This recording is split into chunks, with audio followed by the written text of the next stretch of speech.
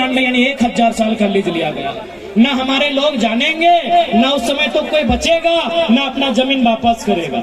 आप यही देखिए WCL को। नमस्कार, मैं मिथिलेश कुमार दांगी, स्वागत है हमारे एक नई वीडियो में। दोस्तों, आज जो वीडियो आज मैं लेके आया हूँ वो वीडियो जयराम महतो का ही है, लेकिन धमाकेदार वीडियो है, जबरदस्त भाषण है। और उस वीडियो को सुनना इसलिए ज़रूरी है क्योंकि हमारे जितने भी झारखंडी लोग हैं, खास करके जो बाहर फ्लाइंग कर रहे हैं मजदूरी के रूप में, आज झारखंड से बाहर जाके मजदूरी कर रहे हैं और झारखंड में अपनी धीरे धीरे अपनी जो पहचान है, अपनी जो मिट्टी है, अपनी जो ज़मीन है, वो धीरे धीरे गंवा रहे हैं। और ये क्यों हो रहा है? क्योंकि लोगों को मालूम ही नहीं है कि अगर बाहर की कंपनी आती है और अगर आपकी ज़मीन पे कंपनी लगा रही है, प्लांट लगा रही है, आप किसी को लीज पे दे रहे हैं या बेच रहे हैं, तो किस तरह से बेचा जाता है, किस तरह से खरीदा जाता है, वो लोगों को पता ही नहीं है। और वही चीज़ अगर यहाँ महाराष्ट्र में अगर कोई कंपनी आती है और या किसी के ज़मीन पे आप बड़ा बिल्डिंग बनाते हो या कंपनी डालते हो, तो कैसे यहाँ पे दिया जाता है, लिया जाता है, वो सारी चीज़ें आज एक्सप्लेन किया है वीडियो में। और वो सारी चीज़ें बताई गई है कि झारखंड के लोगों को कैसे लूटा जा रहा है, कैसे बर्बाद किया जा रहा है। तो दोस्तों, अगर आज तक का जयराम महतो का कोई वीडियो नहीं देखे होंगे कोई बात नहीं, लेकिन ये वीडियो पूरा कंप्लीट देखना। चैनल पे नए होंगे तो चैनल को सब्सक्राइब करना, वीडियो को लाइक करना, शेयर करना। और चलिए देर ना करते हुए जयराम महतो की वो भाषण सुनते हैं जो लोगों को आज जागरूक कर रहा है, समझा रहा है। लेकिन आज भी बहुत सारे ऐसे लोग हैं जो जागरूक नहीं हो रहे हैं। अगर जागरूक नहीं हो रहे हैं कोई बात नहीं, लेकिन आने वाला दिन में ऐसे ही दिन आएंगे कि झारखंडी के लोग भीख मांगते हुए नजर आएंगे। तो दोस्तों, चलिए वीडियो को शुरू करते हैं।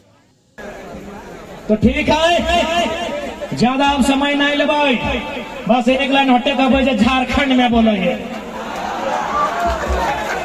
कि महाराष्ट्र किसका है।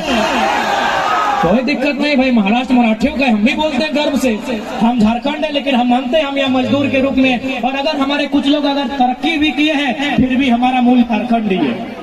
कि महाराष्ट्र किसका है, बंगाल किसका है, बिहार किसका है, गुजरात किसका है, तो झारखंड सबके बाप के है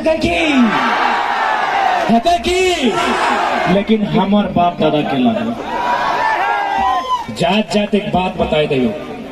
अब समापन कर दो। 1960 में है महाराष्ट्र जहां हमने खड़ा है। 1960 में बैठ जा यह महाराष्ट्र जहां हमने खड़ा है। बॉम्बे अगर नाम हले, बॉम्बे 1960 में इसी राज्य का नाम बॉम्बे था। दो समुदायों के बीच ये तय होता है कि गुजराती भाषा भाषी के लोगों के लिए गुजरात दिया जाए, मराठी भाषा भाषी के लिए महाराष्ट्र लिया जाए। और उसी शर्त के साथ महाराष्ट्र और गुजरात बना है कि नहीं? बना है ना। यहाँ बहुत सारे गुजराती भाई भी बगल में दुकान दिए हैं, शायद सुन रहे हैं। बहुत सारे मराठी भाई स्टेज में बैठे हैं, उनका सम्मान करते हैं। एक बात बताइए, जब महाराष्ट्र और गुजरात का बंटवारा हो रहा था, क्या एक भी किसी प्रकार का आंदोलन हुआ था? नहीं हुआ था। एक भाई ने दूसरे भाई से बंटवारा मांगा, बाकायदा भाई ने बंटवारा दे दिया।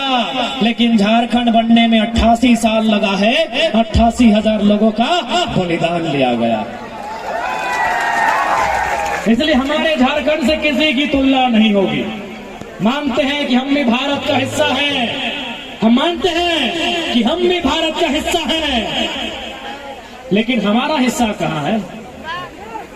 हम भारत का हिस्सा हैं, हम मानते हैं, पर हमारा हिस्सा कहाँ है? कहाँ है हमारा हिस्सा? एक हिस्सा माने अंग। हिस्सा दो प्रकार का होता है। हिस्सा माने अंग, हम भारत का अंग है, और एक हिस्सा माने बंटवारा। हम भारत का हिस्सा हैं, हमारा हिस्सा कहाँ है?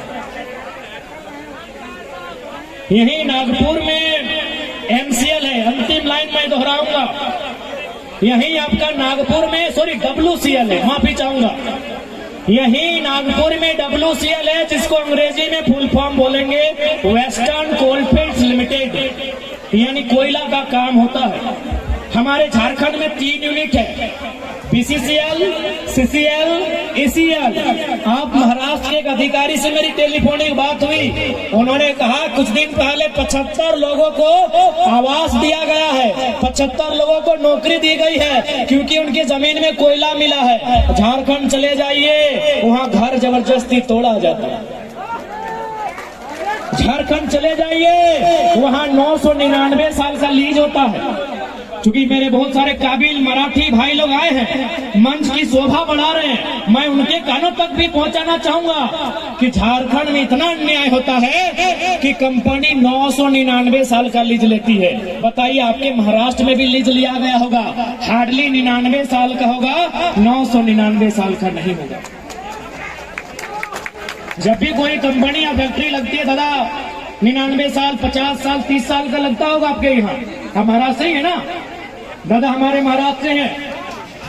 यहाँ ये नियम है, या तो 30 साल, या तो 50 साल, या तो हार्डली 99 साल।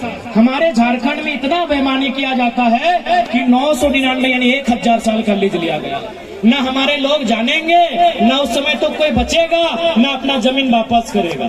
आप यहीं देखिए, WCL कोयला का काम करती है, हमारे वहाँ CCL है, वो भी कोयला का काम करती है, लेकिन यहाँ नौकरी, मुआवजा, विस्थापन बरोबर देती है। झारखंड में लूटपाट करती है, झारखंड में अन्याय करती है, दोहन करती है। इसलिए आज जो आवाज धनबाद में उठाए, जो आवाज बोकारो में उठाए, जो आग झुमरा और पारासनाथ में लगा है, आज माया नगरी में लेके आए हैं।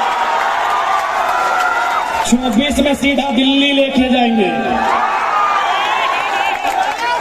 आज बहुत सारा माया नगरी लोग अपना खिड़की बंद रखा है, बोलता है झारखंड का एक छोटा सा लड़का आया है, 24 में दिल्ली आने दीजिए, आप लोग भी खिड़की खोल के सुनिएगा मराठी गांव में। आपको भी हमारे आइडियाज, हमारी आइडियोलॉजी खिड़की खोल कर सुनना होगा।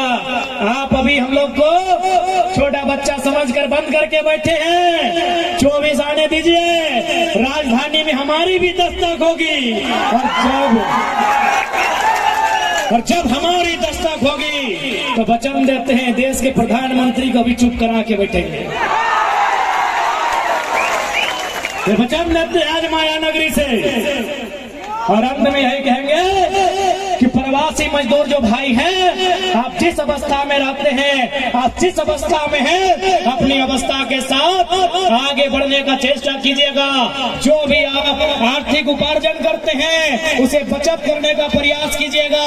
अगर आप फैमिली के साथ रहते हैं, अपने बच्चों को पढ़ाइएगा। यदि आप माता पिता से दूर रहते हैं, तो 2 पैसा का बचत करके अपने गाँव, अपने बूढ़े माता पिता की एक बार सुधी लेने का काम कीजिएगा। मैं ये संदेश आपको दूंगा। और ये भी आप 24 में जो भी लीडर रहे, अगर मतदान करते सवाल कीजिए कि 50,000 छोटी बड़ी कंपनियां हैं, मजदूरों की संख्या कम होनी चाहिए, मजदूरों की संख्या कम होनी चाहिए। और नहीं तो फिर आप मजदूर राजनीति में आएंगे। हे धोनी इतना एगो विधायक बना सकल, हाँ मजदूर है अशोक, हमें कहा थोड़े करबो तो। मजदूर आप केवल मजदूरों की नहीं सोचेगा, मजदूर अब केवल मजदूरी की नहीं सोचेगा, अब मजदूर राजनीति की भी सोचेगा। जिसको दर्द होता है होने दीजिए। आपके बीच का नेतृत्व करता होना चाहिए। राज्य की राजधानी और देश की राजधानी में क्या कोई गलत बात है? क्योंकि भारत एक संवैधानिक देश है, और संवैधानिक देश यानी कागज कलम कानून, और कागज कलम कानून यानी या तो सदन लोकसभा रहे या विधानसभा। आपकी आवाज वहां बुलंद होनी चाहिए। यदि आपकी आवाज वहां बुलंद होगी तो प्रवासी मजदूरों के अधिकार से न देश मुंह मोड़ेगा न राज्य मुंह मोड़ेगा।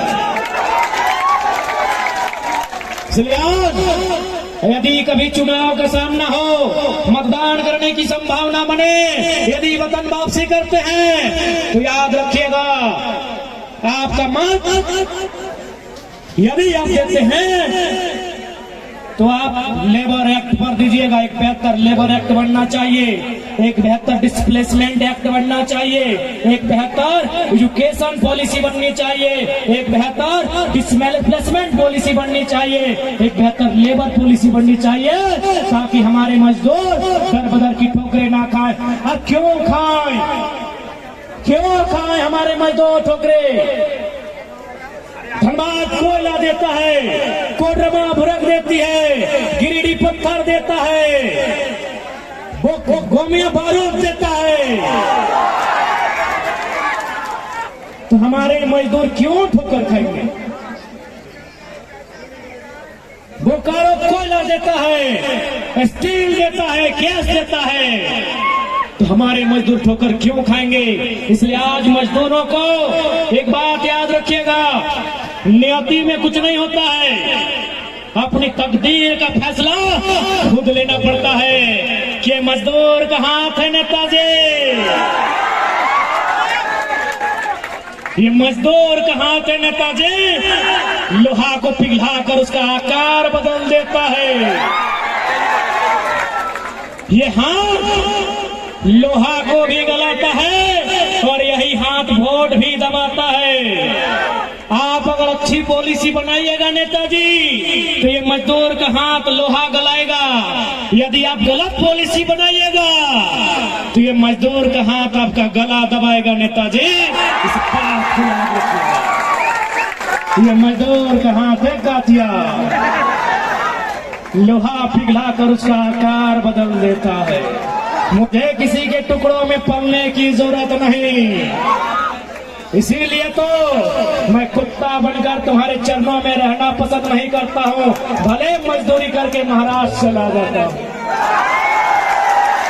इसलिए आज मजदूरों को अपनी आने वाली पीढ़ी का, मजदूरों को अपने आने वाले भविष्य का संरक्षण करने के लिए इस हाथ में जो शक्ति है, इस हाथ में जो वोट की शक्ति है, उसका प्रयोग करना होगा।